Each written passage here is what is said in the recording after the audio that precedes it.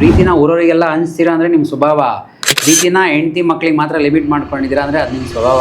ನಾವು ಅವ್ರದ್ದು ಏನೋ ಒಂದು ಆ್ಯಕ್ಷನ್ ನೋಡಿ ಅಥವಾ ಸುಮ್ಮನೆ ಅವರೊಂದು ಅಪಿಯರೆನ್ಸು ಅಥವಾ ಅವರೊಂದು ಆ್ಯಕ್ಟಿವಿಟಿ ನೋಡಿ ನಾವು ಜಡ್ಜ್ ಮಾಡಬಾರ್ದು. ಅವ್ರು ನಮಗೆ ರೆಸ್ಪೆಕ್ಟ್ ಕೊಡ್ತಿಲ್ಲ, ಲವ್ ಮಾಡ್ತಿಲ್ಲ, ನಮಗೆ ಅವ್ರ ಗೌರವ ಇಲ್ಲ ಅಂತ ಹೇಳಿ. ಅದು ಬಟ್ ಓಪನ್ ಕೇಳು, ಯಾಕಪ್ಪ ನೀನು ಹಿಂಗೆ ಮಾಡಿದೆ.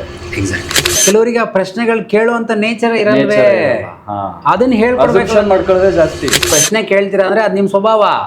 ಪ್ರಶ್ನೆ ಕೇಳಲ್ಲ ಅಂದರೆ ಅದು ನಿಮ್ಮ ಸ್ವಭಾವ. ನೀವು ನೆಗೆಟಿವ್ ಆಗಿ ಥಿಂಕ್ ಮಾಡ್ತೀರಾ ಅಂದರೆ ಅದು ನಿಮ್ಮ ಸ್ವಭಾವ. ಅದೇ ಥರ ಅಸಂಪ್ಷನ್ ಮಾಡ್ಕೊಳ್ತೀರಾ ಅಂದರೆ ಅದು ನಿಮ್ಮ ಸ್ವಭಾವ. ಪ್ರೀತಿನ ಊರವರಿಗೆಲ್ಲ ಹಂಚ್ತೀರಾ ಅಂದರೆ ನಿಮ್ಮ ಸ್ವಭಾವ. ಪ್ರೀತಿನ ಹೆಂಡತಿ ಮಕ್ಳಿಗೆ ಮಾತ್ರ ಲಿಮಿಟ್ ಮಾಡ್ಕೊಂಡಿದ್ದೀರಾ ಅಂದರೆ ಅದು ನಿಮ್ಮ ಸ್ವಭಾವ. ಇವುಗಳನ್ನೆಲ್ಲವನ್ನೂ ನಾವು ಅರಿವಿಗೆ ತೊಗೊಂಡು ಬರಬೇಕು. ಇವುಗಳನ್ನು ಅರಿವಿಗೆ ತೊಗೊಂಡು ಬಂದರೆ ಲೈಫ್ ಸ್ಮೂತ್ ಆಗಿರುತ್ತೆ.